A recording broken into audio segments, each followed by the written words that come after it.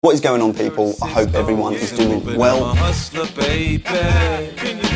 Now, in the CCN server recently, they asked members to ask questions that will help them improve their reselling or anything they're really stuck with, and then other members got to vote on what questions should be asked. So I'm currently looking at that channel now where the top questions have been selected and voted, so I'm just going to go over some of these questions. I'm going to answer them the best that I can, give my opinion on them and what I would do or what I have done in the past regarding some of these questions, so hopefully you can get some clarity and some answers on a lot of questions that have been asked. Now, these are just my opinions and what works best for me, so other people may have different opinions or something may work slightly better for them, but this is just what I would do, my opinions, and hopefully it can help you improve your reselling game. So let's jump into these questions. So the first question is, what's the best way to get around high eBay fees? Now, when you're selling on a personal account with eBay, they will charge you 10% of the final value fee. So if you sell something for £100, they will charge you £10.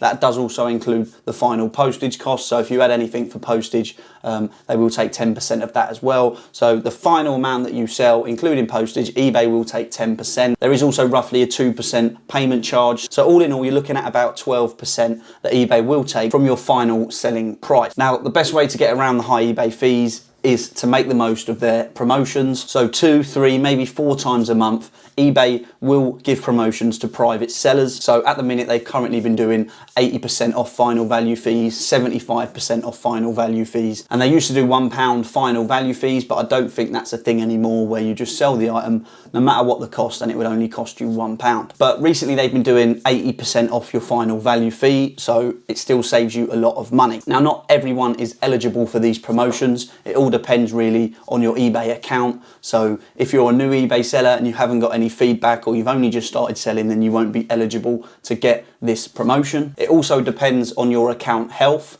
So eBay will mark your account down or give you a defect rate if you don't meet the certain criteria when selling on their platform. For example, if you list and sell an item on eBay and on that listing you have selected same day or 1 day dispatch, and then you don't actually dispatch that item for 2 days, eBay will give you a defect for late shipping. They also do a similar thing if you cancel an order. I've had it in the past where I've cancelled a few orders in the space of a month and they took my advertising promotions away, and obviously you don't get any of the selling promotions. So say you've got a listing on eBay and then you sell that item, but you haven't actually got that item to send anymore because you've sold it elsewhere, sold it on Facebook or something. You then have to cancel that order, and every time you cancel an order, eBay will mark your account. So to ensure that you get the selling promotions, you need to make sure that you ship items on time, you add tracking to the shipments. You want to try and build as much positive feedback up on your account as possible. So every single purchase or sale that you get, make sure you leave them feedback. And if you really want to go that sort of extra mile to make sure you receive the feedback, you can also message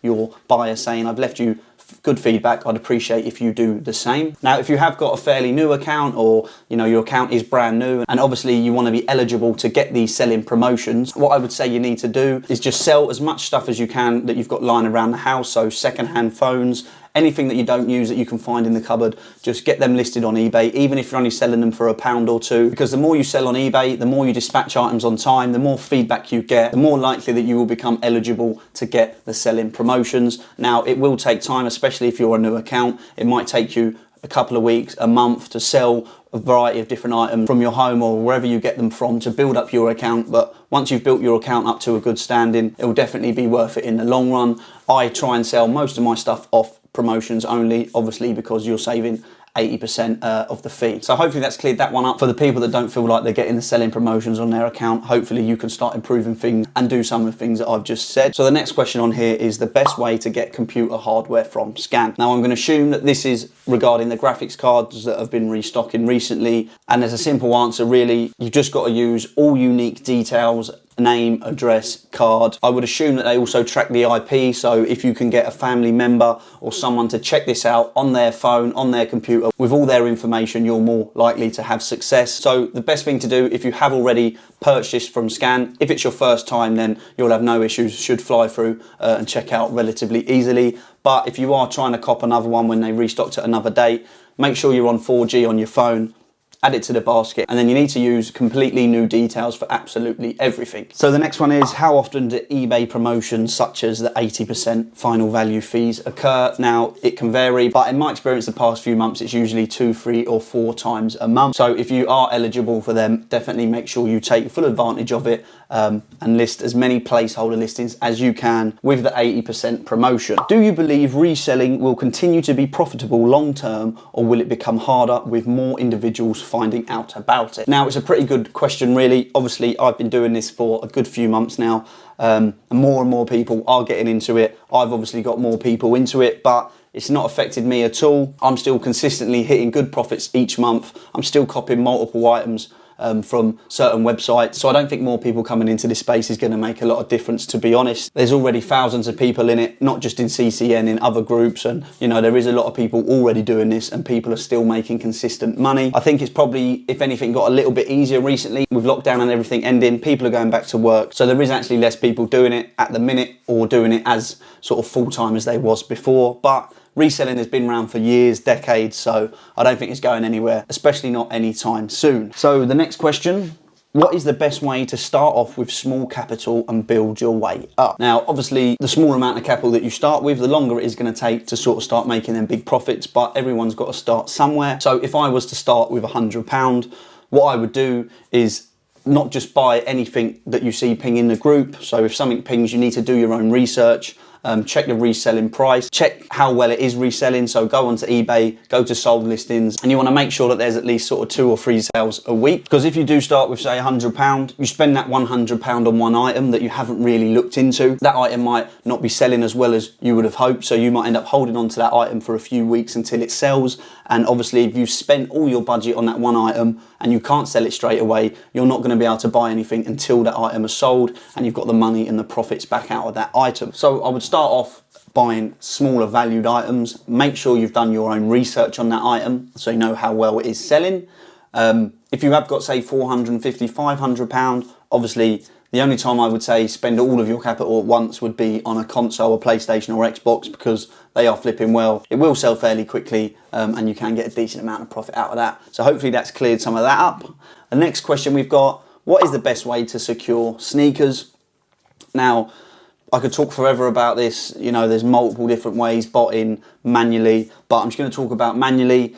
If you are going manual, you need to make sure you're manually filling out as many raffles as you can. All the raffles are in the CCN server, so make sure you fill out as many of them as you can. There is a lot of raffles that a lot of people get manual success on because their bot protection is very high. So if you check the success inside the server when a raffle was giving out winners, you can see a lot of manual users in there getting some good success. So make sure you enter them raffles. The best ones probably to enter are End, Size, Foot Patrol, and then obviously you've got the Sneakers and Adidas Confirmed app. They probably give some of the best results for people who aren't botting. Obviously they do get botted as well, but a lot of users do see good success manually with them raffles. So definitely enter them as much as you can. Try and make multiple accounts for them websites as well. So you get unique information, unique credit card address, email, to try and increase your chances of winning pairs. I think in-store is slept on quite a bit as well. Go to your local JD, Foot Locker,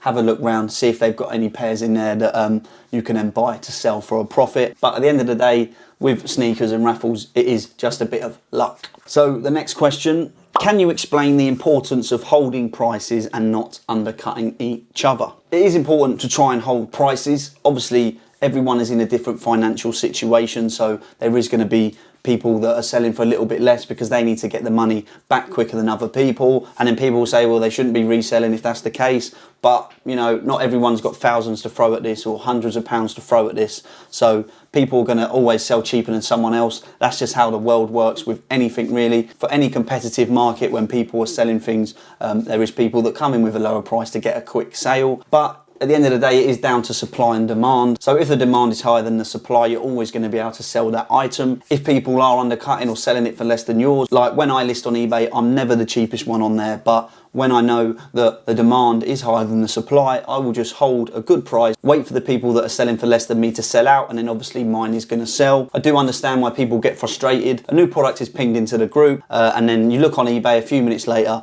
and you can already see they're selling it for like minimal profit, which, you know, is ridiculous. It is silly, and if you are doing that, you're only affecting yourself at the end of the day. You're only decreasing the profits that you're going to make on that item. So it doesn't really make sense to do that. But like I say, everyone's financial situation is different. If you can hold the price, that's better for you, that's better for everyone. You're making more money, everyone else is happy. So if you can, hold the price, try not to undercut each other, because at the end of the day, you're only earning less money for yourself. So another good question here, it happens to me a lot as well, and the question is, how comes a lot of the time when we click a ping, within seconds it's already out of stock? Now this happens to me on a daily basis, and it's just part of the game really. Obviously these items and products are sought after products, but it's all about speed at the end of the day. So for me, I'm on the computer in Google Chrome, I've got all my billing and checkout information in there. So if it is a site that I haven't got an account with, I can check out, and then in a matter of a couple of clicks, all my details are loaded, and then I can click checkout as quick as that. Obviously, when you're on your phone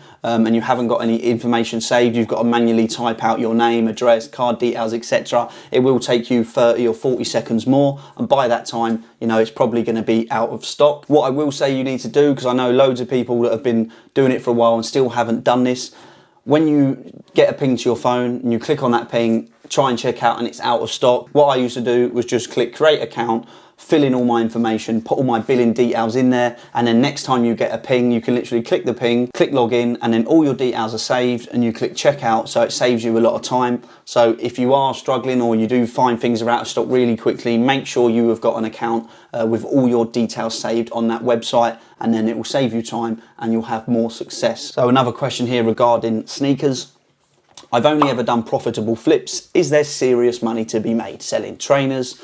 And again, I don't really want to go down that rabbit hole too much, because obviously you can progress into botting, invest a lot of money into it, and then you will see some success, but it depends how much time and money you really want to put into it. If you're going manual, I've already spoke about the manual side of things. There definitely is money to be made in sneakers, but to obviously hit multiple pairs and start making a lot more money out of it, you will need to invest in bots, proxies, and try and scale it up that way. But that is going to cost you a lot more money. So again, it just depends on the person. So the next question, how would you go about structuring and organising your approach on a daily or weekly basis of using the group for maximum profit? So to make sure that you are using your time purely just for buying and reselling and profits, what I do is I mute certain categories. So anything that's not really going to be pinging products in or giving me information about certain flips, I will mute all them, because when you're on Discord, there is a lot of chats. And once you start getting involved with the chats, you do start spending a lot of time just getting involved with the community, making friendships and things like that. But if you are on a tight schedule and you only want to use this to make some extra money, to maximise your time, definitely mute certain categories and channels. Fairly easy to do it. You can do it on mobile or on the computer, but you just right click the channel and then click mute. You can set it for mute it for 24 hours or however long you want. So I pretty much mute most things in the group, but obviously things like announcements, release schedule, the product restocks, the monitors, and anything that's sort of product related. If you're not into sneakers or you're doing any trainers at all, obviously you can mute the sneaker releases section, the raffle releases section. So then basically the only notifications that you're getting through to your phone is when items are restocking. And also once you've made the accounts on certain websites, you're only getting the pings through for the items. You literally get the notification to your phone, click the notification, click login on the website and purchase. So that's really how you're going to maximize your time. Just make sure you narrow it down to the things that are important to what you're trying to get from the group. So the next question, what are the best ways to prevent falling victim to online scams, i.e. telltale signs and the most common ones? So it's pretty simple when selling on eBay. Only accept payment through eBay and only ship to the address that eBay gives you when you sold the item. People will buy the item, then message you saying, can you send it to this address? You can't do that because they can scam you that way, say the item isn't received. And if you haven't sent it to the address that eBay have given you, you will not be covered. People also send you a message saying, can they pay a different way? Again, you just say no. So don't take any other forms of payment on eBay, and don't send it to any other address other than the one that eBay has given you, and then you should be sweet. You should be covered when selling on eBay. Obviously, when you're selling and meeting people face to face, it may seem obvious, but only let them leave with the item when you've got the money either in your bank account or the cash in hand. If you are taking cash, you need to make sure the money is legit. So I'm not going to tell you how to do that. Just go onto Google and Google how to check if money is real. If you are getting paid via the bank or PayPal, make sure you see the money in your bank account again before you let them leave, because there is fake banking apps. So someone will come to you, your door, wherever, show you that on their app they've sent the money to your account. You think it's legit and think, oh, the money will be in my account soon, and let them leave with the item. Then of course the money never turns up. When selling at the door via PayPal, make sure you only accept friends and family payment, because again, they can send it to you as a business, which is going to cost you a bit more money, but then they can also just start a claim with PayPal, and you've got no evidence to say that they've actually took the item. So that pretty much covers that. If you are meeting people face to face, obviously you are running the risk of meeting people that you don't really know. They might try and, just take the item from you. So always try and meet in a public place if you can. Go to a big Tesco's, meet them out the front of the Tesco's where there's lots of other people around, and then do the transaction there. That way you're less likely to get any sort of altercation with the person that you're meeting. So the next question is, what's your opinion on insuring parcels? Any recommendations on the cheapest, most hassle-free way? So the most hassle-free way is just to insure it with the courier that you're actually using to ship it. So say for example you're shipping a PlayStation 5 and you're using UPS, you can choose the option to fully insure your parcel. It will cost you more money, but it's definitely the safest and most hassle-free way to do it. Now there is other websites you can use that are going to be cheaper, but it's a little bit more hassle. It's not really something that I do. So if you are trying to save a bit of money, then you just have to Google it and try and find a company that will insure your parcel for less money. What's the positives of an eBay business account versus personal? Now eBay will make you change to a business account if you do over a certain amount of sales a year. I think it's around £80,000, but I'm not 100% sure. The only thing that you really get that's better with an eBay business account is reduced fees. But if you're trying to sell just on the promotions anyway, it doesn't really matter, because obviously the reduced fees are not 80% less fees. The only time that's really beneficial is where you're consistently listing items on eBay sort of like every day and large volumes, because then you obviously can't just sell on the promotions, because you can only use them at certain times of the week or the month, and you only have a few days to list your listings via the promotions. So just doing this, really just stay on a personal account, build your personal account up until you start getting a lot of the 80% final value promotions from eBay. So another question, would you buy everything you can possibly get or just pick and choose? Now this really does depend again on your budget. If you've got quite a large budget that you want to invest into this, then of course just buy as much as you can, because to make more money you obviously need to have more stock and then be listing more things on eBay. So once I built up my capital, I was literally just buying as much as I can. Anything that pinged into the group I was buying. Now obviously doing that and not doing your own research, some items are going to be slow sellers, some of them are not going to be as profitable as you would like, and some of them you will just struggle to sell altogether, so you will have to return them. But then of course obviously you are going to make more money doing that because you are selling more items throughout the month. So if you have got a lot of money, definitely just buy as much as you can, try and sell as much as you can. But if you are on a smaller budget, you really need to sort of pick and choose what you're buying, depending on how much money you've got available. Are there still small profit items that can be flipped regularly to increase capital, as I don't have the money for an Xbox, PlayStation or graphics card? So the answer definitely is yes to that. Obviously at the minute graphics cards and consoles are selling well, that's why there's a lot of them being pinged in and stuff, but there's definitely a lot of smaller items that you can invest in that come into the group. There's a lot of in-store stuff as well that's a lot cheaper, that gets again pinged into the group a lot. So you can definitely buy the smaller value items. Obviously the in-store flips, they can't be monitored, so you're not going to get pings for them. But if you go to the products new buy section, there is in-store flips in there that you can go through, and then you can go to a local store and pick some of them up. Some of them are reduced, some of them on sale. And when you are going in store, have a look yourself, look at some of the reduced items, have a little search on eBay and see what you can find in store, and see what you can find while you are going in store to find these smaller profitable items. And the final question, this has been marked down, but I'm going to answer it anyway. Is there a minimum needed to get started? There's not really a minimum, no. Obviously the more you can start with, the better. So if you can save up £300, £400, £500 and then get involved, you will see a little bit more success a little bit quicker. Obviously if you start with a smaller amount, it is going to take you a while to build it up. but there isn't really a minimum you can get started with. And even if you just join to try and pick up some items for yourself at retail cost, I know a lot of people do that, but hopefully from the answers that I've given, that's helped you out. Maybe you've learned something and you can now go on to improve your reselling game. If there is any other questions or any other content that you would like to be made, make sure you leave a comment down below. In the next video, I am going to start shouting out some of the top resellers in the group, so make sure you're posting your profits, posting the items that you've sold, and then next week you can get a shout out on the videos. But that's it from me. I hope you've learned something. I hope this has helped you out, and I'll see you in the next one.